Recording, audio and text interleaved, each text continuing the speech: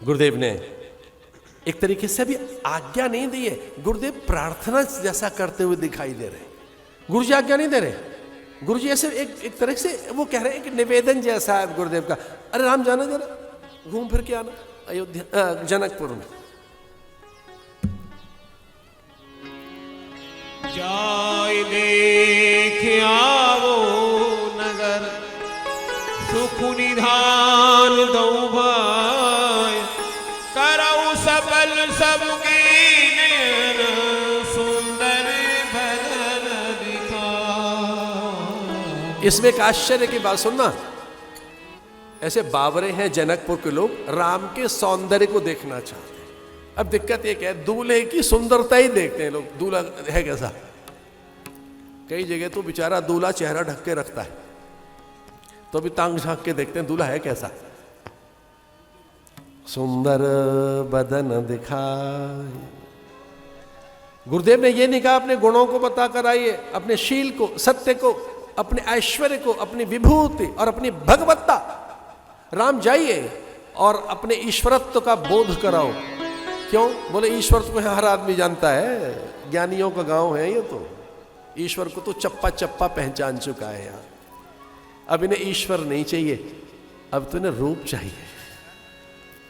ये सुंदर, अच्छा ये दोनों तरफ से है, बहू आए तो उसका मुंह देख रहे हैं, दूल्हा आए तो उसका मुंह देख रहे हैं। युवती भवन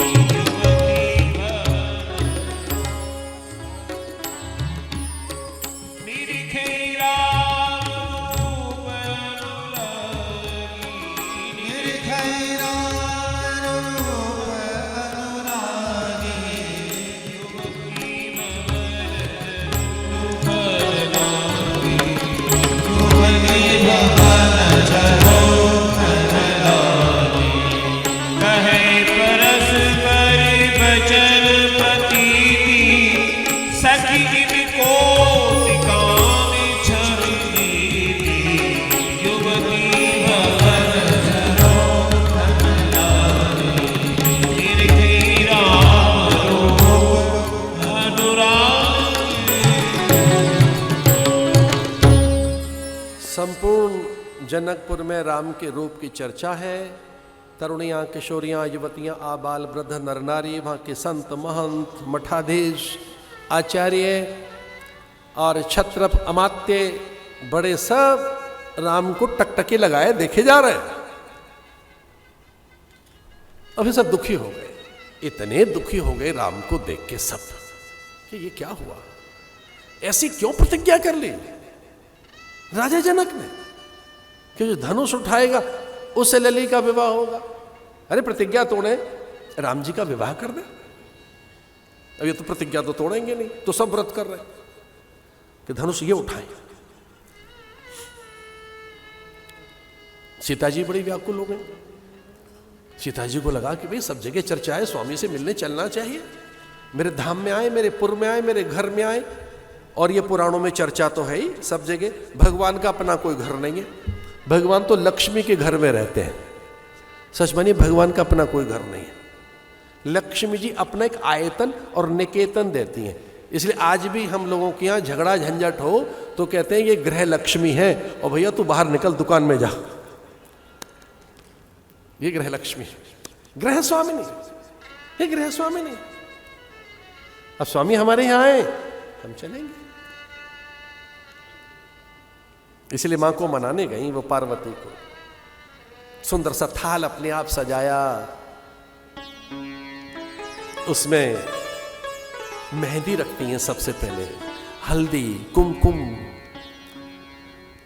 कंकण, मोदक, आभूषण, दिव्य परिधान, बड़े थाल में सब अच्छी चीजें रख रही हैं। सोने के पात्र में जल रख रही हैं, मधुपर्क रख रही हैं, मां के पूजन करने के लिए, पार्वती का पूजन करने के लिए पहुंची। मां का पूजन करने के लिए अपनी सखियों के साथ जय गजबदन षडानन माता, ये कहकर कि तू षडानन की मां है, गजानन की मां है, महेश आपके पति हैं। जय जय जय गिरिराज किशोरी, जय महेश मुख चंद्र चकोरी। हे गिरिराज किशोरी, हे गौरी, मैं तेरा पूजन करने आई। वो पार्वती का पूजन नहीं करने गई, किनका गई है? गौरी का। और गौरी तत्काल प्रसन्न होती है। पार्वती में वो गौरी का भाव लेकर गई। गौरी में उतनी ही आकुलता रहती है वर देने की जितनी महादेव में है, और महादेव आशुतोष है। महादेव जल्दी प्रसन्न होते हैं, उनसे भी अधिक आशुतोष। त्वरा, त्वरा कहते हैं जल्दी को। त्वरा संस्कृत भाषा का शब्द है। त्वरा माने झटपट, झटेति। ये झटेति शब्द है संस्कृत भाषा का है, झटपट। झटपट ले, जो तुझे चाहिए निकल।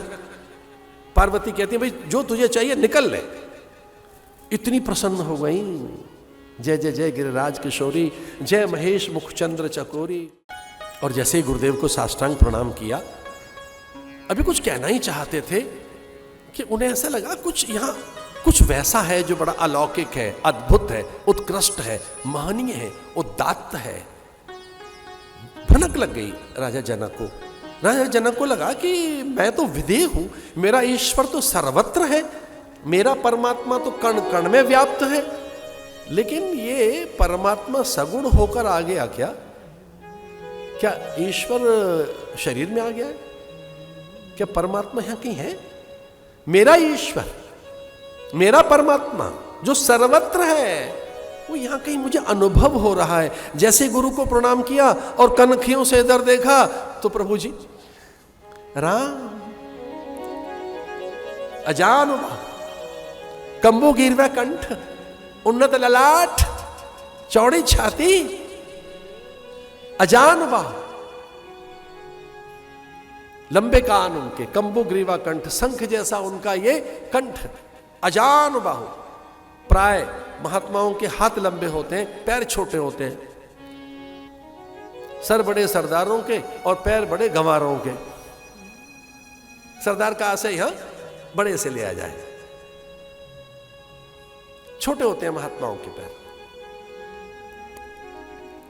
कंबुगिरी व कंठ, पहले पैरों की तरफ क्या ध्यान राजा का, तो उन्हें लगा कि ब्रह्म ईश्वर समूची प्रकृति यहां कैसे प्रकट हो गई।